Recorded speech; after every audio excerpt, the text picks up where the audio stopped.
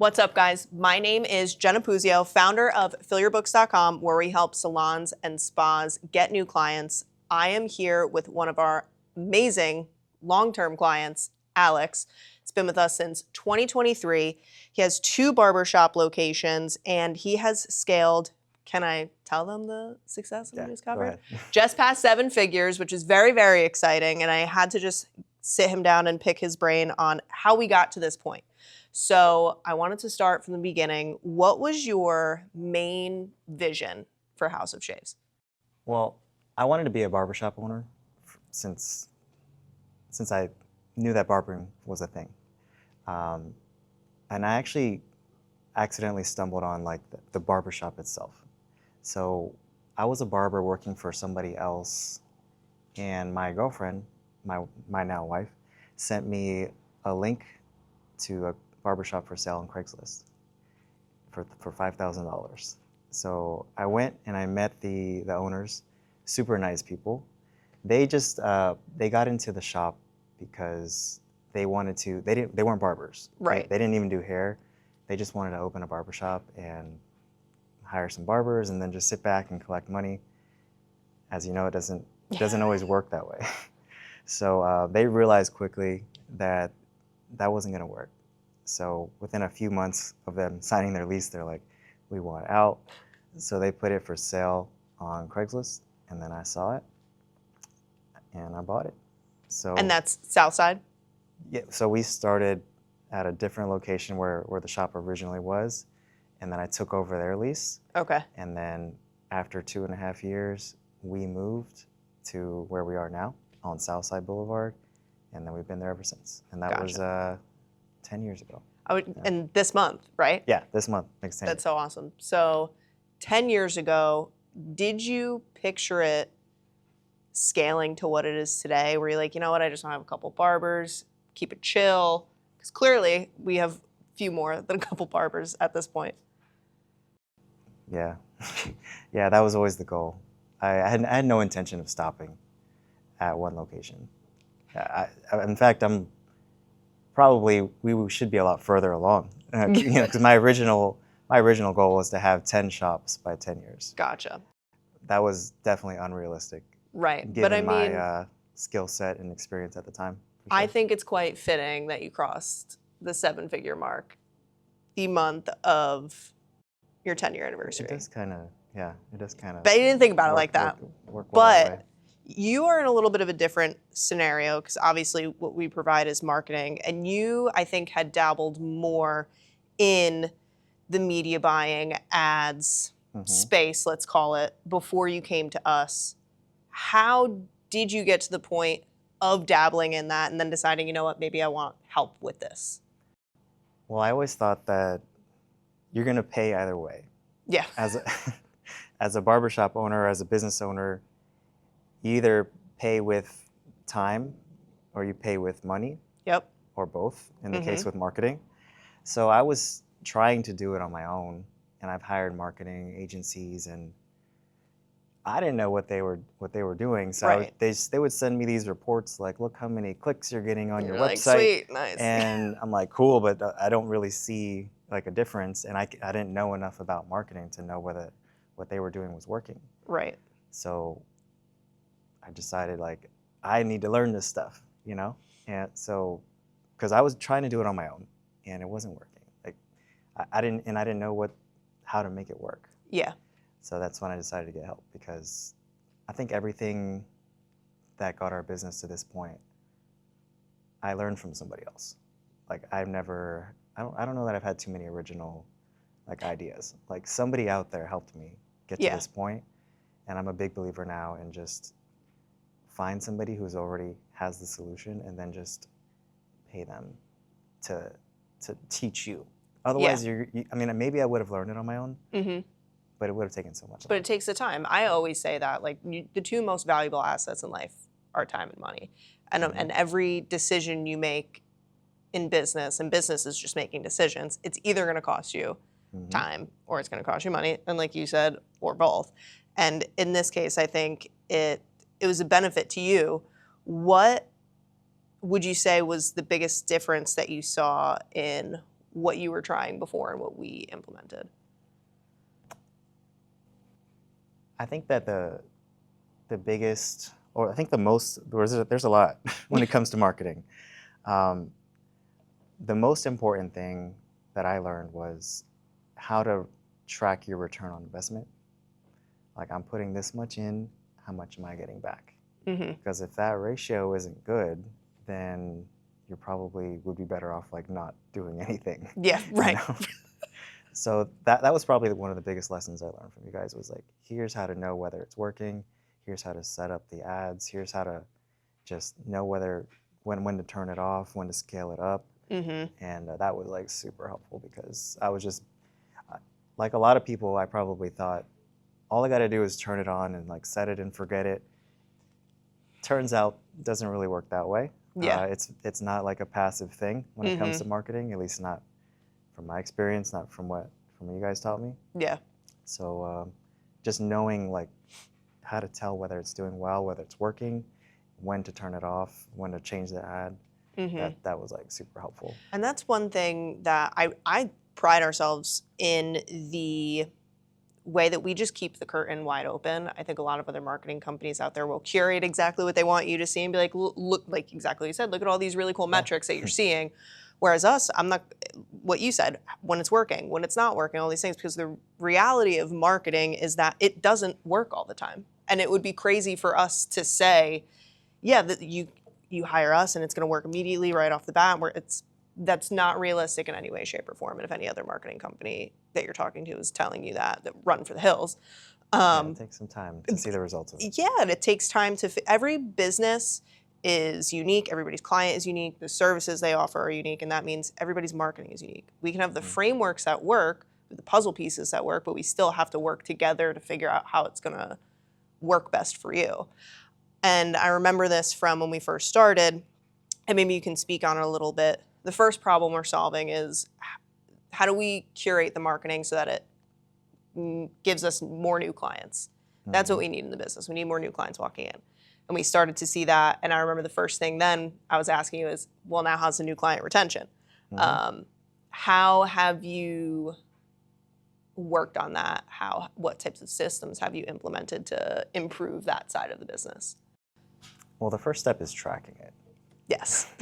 So I think a lot of barbershop owners don't even know what their retention is, because that was me up until like year 5. Yeah. I had just no idea. You could have asked me what our retention was, and I would have been like, it's great. But I wouldn't have been able to tell you a number. Yeah. So the first thing we had to do was switch to a software that could actually track the stuff. And then I had to learn like what goes into it so that we can start to influence it. And then we started seeing like, so for example, we ran an ad that was like a $1 haircut or something like that. I remember that, yeah. So that worked. It definitely got people in the door. So it got people in the door, it got traffic, it filled the chairs, but it wasn't necessarily the types of clients that we wanted. Right. Right, that we want long term. So it's really, the process was like kind of going back to the beginning, which is we started looking at, we're taking the data in from our system, like who are our best clients? Like who are the ones that come back for years, come back frequently, and then we tried to reverse engineer that. Like, okay, so it seems like most people that fit this criteria live in this area. They live this far away from the shop. They're around this age range. So when we dial in the targeting so that more of those people see the ads, because not everybody is your client. Right, it just is what it is. Yeah. So then once we started to get that dialed in, we started to notice the retention starting to improve. Then we started to do some other things like internally. So for example, we tested, we have two types of haircuts. We have a premium haircut and then a classic haircut. Right. The main difference is the premium haircut comes with extra time and a shampoo. Okay. We wanted to test this theory of, what if we spend more time with new clients? Does that improve our client retention? And we started doing it. We gave them the premium at the same price as the classic. Yep. So there's like no reason to not do it. Right? And so we thought that, okay, if we spend more time with new clients, that should lead to like a better consultation. Barbers have more time to do a good haircut, and then hopefully they come back, right? And it turns out that that's true. Once we started doing that, once we started spending more time with new clients, our new client retention improved. So that's now a permanent thing. Yeah, those are my favorite types of offers. I mean, you know this, I'm a firm believer in a new client offer. When it comes to marketing, you need to have a reason for a new client to come in the door. And you're probably familiar with how in our industry, for whatever the reason may be, people are so anti, like, we can't give a discount, we can't do this, we can't do that, but it's like, all right, well, first of all, an offer's not a discount, because a discount is just like, we keep dishing it out just to keep you coming back. It has to be a strategic play of, I already see 10 steps down the road of you coming back and being a lifetime client. If you don't have if you don't have the future in mind, there's no reason to do it. But either way, the new client offer I like to see is adding value before just doing like a straight discount or whatever, which I think you were able to see the difference in the dollar haircut versus strategic plan of the premium for a classic, which is great. So we're getting new clients in the door. We're looking at retention numbers so that we can increase lifetime clients, which is great. Now you're scaling the businesses as a whole. How have you kept culture, systems, team morale, that kind of thing up? And how do you uphold that standard now that we have new clients in the door and you're growing? Well, some barbers think they're artists. So it's kind of we're trying to find this line between we need to hold this standard, and we need to do the haircuts in this amount of time because that's what our pricing is based off of. But we try to let them feel like they have some creative freedom on how they can execute the service. So the way we kind of walk that line is, I just tell them, like, look, well, if a service says, like, if we're advertising, it includes this, this, and this, then let's at least offer that. Yeah, so I don't really care how you guys do the haircut. As long as you include these things, I'm fine with it. Because then I don't want us to look like a liar if we're saying it includes a shampoo or it includes styling, and then they come in, and that's really the only time we get complaints. For the most part is when people say, like, I was promised this, this, and that, and I didn't get that. So it's a really easy problem to fix too. You just make sure you offer what was advertised. Yeah. And then there won't be any problems. Yeah. You know? And then as far as like the accountability goes, we just try to continue to reward the behaviors we want. You know, like you guys saw, we give shirts to our barbers when they hit certain numbers, retention-wise. We give trophies to the barbers that have the highest retention. And we're trying to do things that just reinforce, like, these are the things that we care about.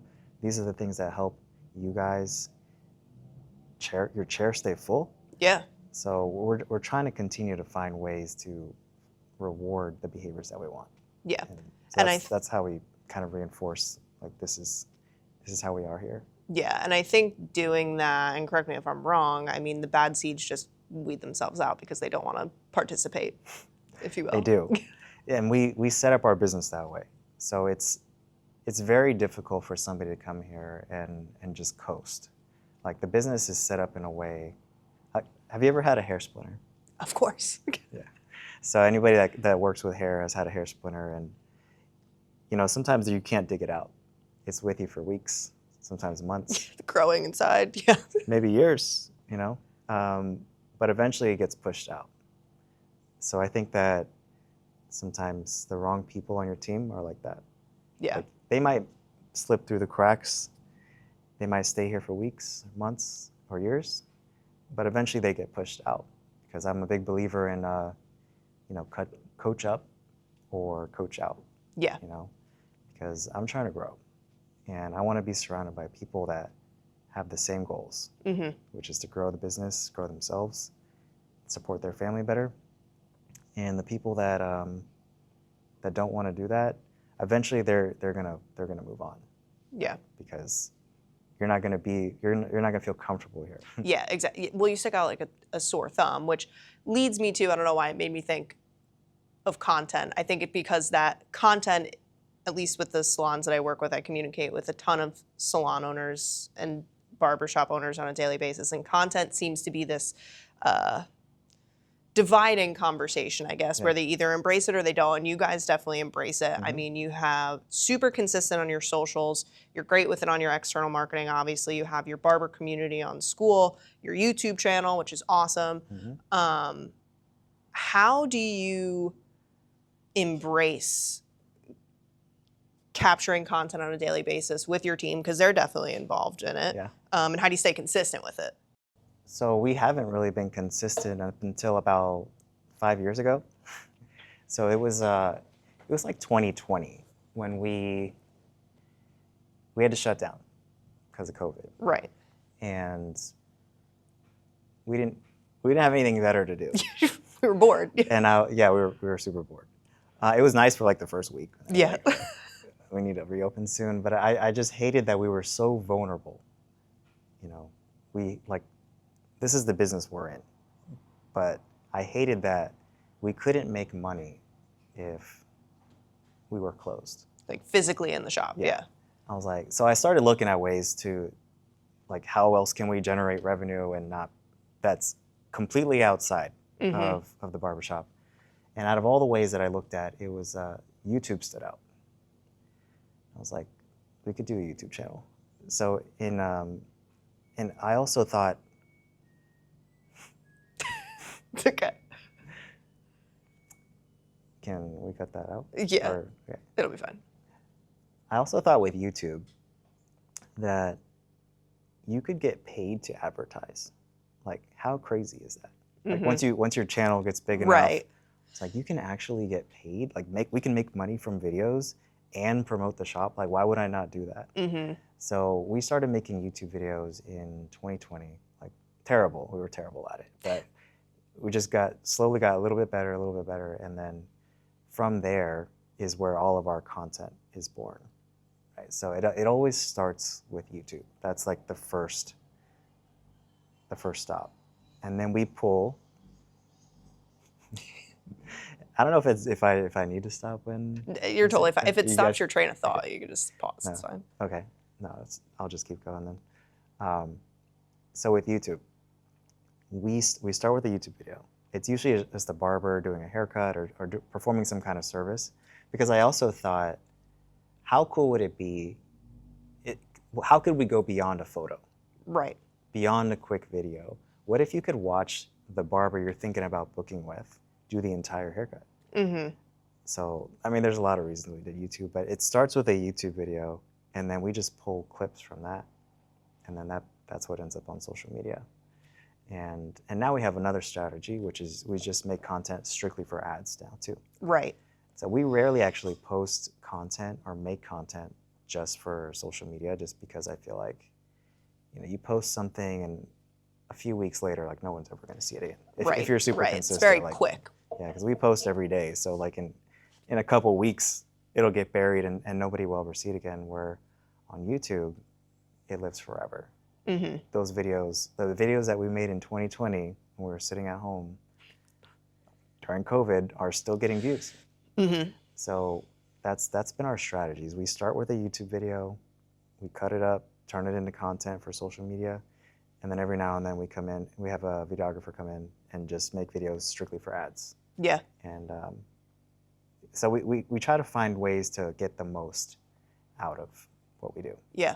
And save the most time, which is nice. So the YouTube channel, are the videos client focused? Are they barber focused? A little bit of both? We've experimented with different styles, and we still don't have it figured out. But most of the stuff we do is just tutorials. Okay. Because that's what we know. Like, yeah.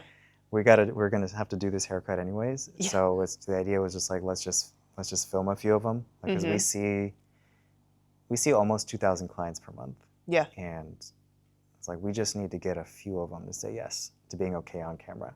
Like, we'll do the haircut for free. We'll take care of everything. Just are you okay with letting us record it? Yeah. And then the barbers have to be okay with it too.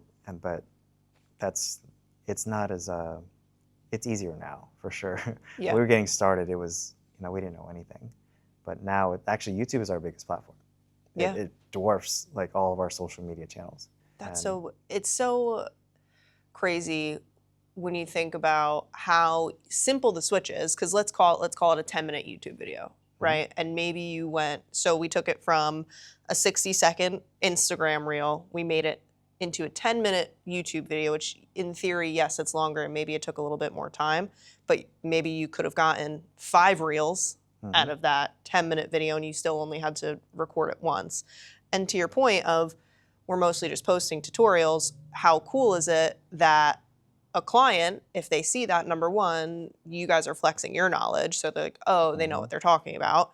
Number two, if they see that, they're like, oh, can you give me this haircut actually that you did, so the result is gonna come out just like that, instead of when someone brings in some random photo or video that your barber didn't do, so it's probably not gonna come out exactly like that. Obviously, people aren't robots, they can't make duplicates of everything, but it makes it a little easier. We haven't figured out the strategy yet, but so far that's been working for us. Because you could argue that, like, why would a client care about how to do this type of haircut or how to do this? But it almost just shows that we know what we're doing. They're not going to get any value from it, but if they're thinking about which barbershop in Jacksonville they want to go to, we just try to give them more reasons to choose us. Yeah, 100%. And I bet you, there's no way to track it, but I bet you it increases your client retention, because they're just like, oh, they're consistently posting, they're relevant, there's so many subconscious boxes that are checked in a client's mind of, like, they want to stay relevant. They're probably keeping up with their own education. They actually give a shit, for lack of a better term, because I think that's why a lot of clients leave their current person, because they don't think that they don't care as much. So it definitely, I think, helps a lot. And we try to be omnipresent. Yeah. Too. So no matter what platform a client's on, they're going to see our stuff. I try to focus our energy on the things that I feel like are going to have the biggest leverage. Yeah. So I'm not a big believer in, like, just posting on social media, and definitely not just on one channel. We take that video, it goes on YouTube, but those clips we share everywhere. The same clip goes on Instagram Reels, Facebook Reels, TikTok Reels, X, Pinterest. Nice. And probably a couple other ones that I can't think about, but you don't have to, like, make content for each platform. You can just take one thing and share it everywhere. So, and that also is cool, because a video that we might post on Instagram might get like a few hundred views. We can take the same video, put it on TikTok, and it gets 4 million. Yep. And it didn't really take me any more work. Yeah. Just the same piece of content. So what's interesting share it everywhere. About that is, because we were even talking about some of this, everyone wants to know, like, what's the trick? What's the secret? What time do I post? How long does it have to be? How do I post it? What audio? And full transparency, if anyone says they know how the algorithm works, they can go kick rocks, because I really do think it's consistency over time, and you will just, by numbers, have something that pops off, because you're trying, you're tweaking based off of data, whatever it is. The more you do something, the higher your chances are you're going to have one that does better. I think that people that are thinking about those things are looking for reasons not to post. 100%. And I think if you boil it down, because we've experienced this in our shop, where, barbers have a lot of excuses on why they don't post. It's like, I don't have the right lighting, so we fix the lighting. I don't have the right camera, so we bought a shop cell phone. Yeah. So we've eliminated all the excuses. So now it's really just, at this point, you just don't want to. But then it's like, why don't you want to? And I think it really comes down to, barbers are super afraid of judgment from other barbers. So I just try to remind the team and remind myself that other barbers are not going to come get their haircut here. We're trying to get clients. Yeah. And I don't think clients can tell the difference between a good haircut and a great haircut. Yeah. And if it turns out that we get a lot of hate from this post or a lot of trolls, okay, we can always archive it. Right. But I think just post it, because it shows people that you're active. It shows people that you're working.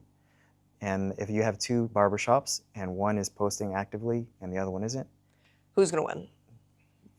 The people that are more active, because it shows that you care. Like even when people come here to try to work for us, like I look at that stuff. Yeah. Like, well, when was your last post? Was it like 5 years ago, or were you posting like a few days ago? The ones that were posting more recently, it also tells me like you're proud of your work. Yeah. Too. If I have to search and dig to find just some evidence that you actually are a barber, you're gonna be at a disadvantage. Yeah. So our content also helps in that way, putting out tutorials, because it makes hiring like so much easier. It's so funny because when we start marketing for our other clients, salons, spas, whoever, and it's for new clients, inevitably they are like, we hired more people because of this. Yeah. Because other stylists, barbers, whatever, will see it and they're like, my owner's not trying to get me new clients or whatever it is. They want to go see that. So if you're watching this wondering why, how come I can't attract high quality talent or whatever it is? It's like, well, you're not putting out the thing that's going to attract the high quality talent they want. Or why isn't anyone on my team posting? When was the last time you posted? When was the last time you were, I mean, you're only in the shop, I think it's 2-3 days a week, like behind the chair, but then every other day you're in here doing content. If they see that, they're gonna wanna try it, or they're gonna be like, shit, I haven't done this in a while. Alex is gonna call me out for it, whatever it is. So yeah, and to your other point, I used to talk about this a lot. Stylists and barbers alike are artists, creative people. They heavily judge themselves in their work, which if you want to do quality work, I think you should.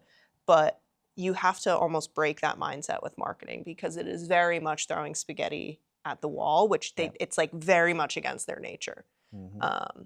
So yeah, to your point, I definitely agree there. Well, I think that it's the barbershop owner's job to 100%. keep your team busy. Yes. Like my team, they don't have to post on social media. Like, I got you. And we don't need even any of them. We don't even need all of them to be willing to be on camera. We just need a few. Because one thing that we realized was if I'm in every video, then everybody's just going to want to come to me. Yeah. So we purposely try to rotate the barbers so that it's not the same person every single time. So that, because I want people to look at our stuff and get this, I just want them to have one thought in their head, which is, oh, everybody there is good. Yeah. It's not the same person in every single video. And I also don't think I should be building a business that's completely dependent on me. Right. I'm happy when people come and, or maybe it was somebody that was coming to me for years. Now they end up in somebody else's chair. That makes me really happy. Yeah. That's proof to me that maybe I can stop cutting hair one day and the business will be okay. Yeah, you know? Totally. Or even if it's like they can go to another, if that barber leaves, they feel comfortable going to another barber or whatever the case may be, it makes the business much more stable. If you could give advice to someone who was maybe Alex 5 years ago, just starting to dabble in marketing content, whatever it is, what would be the piece of advice that you would give them or yourself? If I could give a barbershop owner one piece of advice, or give myself one piece of advice, it would be to get help. It's going to take so much longer and be so much more painful if you try to do it on your own. There's somebody out there that can help you. And I almost waited until it was too late. Like, there was nothing left in the bank account. And we had just opened this location, you know. And so it was almost too late for me. And I just don't think that, I don't want that for anybody else. Yeah. You don't have to do it on your own. Yeah. Maybe you can, but you can get there so much faster if you have help. Somebody who's been there, done that. And so that would be my advice for anybody that is not where they want to be or just wants to grow faster. It's like, just spend the money, you know? Because you're either gonna spend time or money, but you can always make more money. Yeah, very valid point. And I also think when it comes to investing in yourself, whether that be, like I say yourself, meaning like, or even investing in the business and you're the business owner, it's kind of like investing in yourself.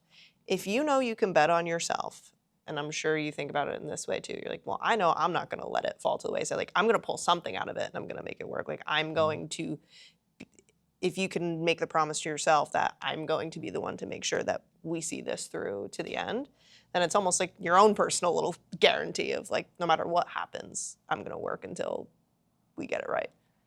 I mean, I don't know what else are you going to spend your money on? You know, you're going to Right. go out to drink on the weekends, or like, you're going to invest in a skill that's going to help grow your business. I know, one more behind the chair class will drive me nuts. It's like, you don't need the next extension method or barber method or whatever it is. If you have all the pieces in place, you need to invest in how to get new clients in the door and how do we keep more of those new clients.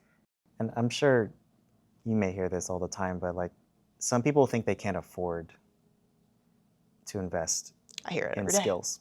Yeah. And my argument would be you can't afford not to. Yeah. Because I started investing in coaching and consultants, courses, books when I was losing money. Yes. So, and I think the only reason I'm here talking to you now is because I made that switch. So I think that I can't afford it is a terrible excuse and not true, because you can't afford not to. Yep. Like you just spend a little money or you spend a little time, but you have to learn the skills. And I think that's the difference between the mindset shift from a barber to a business owner. Because when I was a barber, or even like the first 5 years of my opening the shop and running it, I was just like, I'll just do it myself. Mm-hmm. Like, why would I pay somebody? I'll just figure it out. Mm-hmm. But I'm like, man, you can move so much faster if you just pay somebody or get the help or hire somebody who knows how to do that. Yeah. And then I can just learn the next thing, Mm-hmm. you know? Mm-hmm. And I mean, just to give you and House of Shaves a little shout out, we're sitting in the location, Riverside, that I think was a wound in your side at the time when you first came on with us. And now we are happy to report we're like 60-40 split between the two locations, right? We got this Riverside's up and running a bit more, which is very exciting. Yeah, when I first started working with you guys in 2023, this location was nowhere near what it was, where it is now. Especially in the last year, it's just kind of took off like a rocket. Mm-hmm. Because we opened this location at probably the worst time in history. So it was December of 2020. Yep. And we're in an office building. Yeah. So, and we're surrounded by office buildings here. So when we first opened here, this was the worst time and the worst location to possibly open a barbershop, probably in history. But we made it work. Mm-hmm. It took 3 years, probably more, to get it to where it is now. Yeah. And everybody was telling me to shut it down, and I was really close. But I just knew, I don't know, something. If we can just hang on.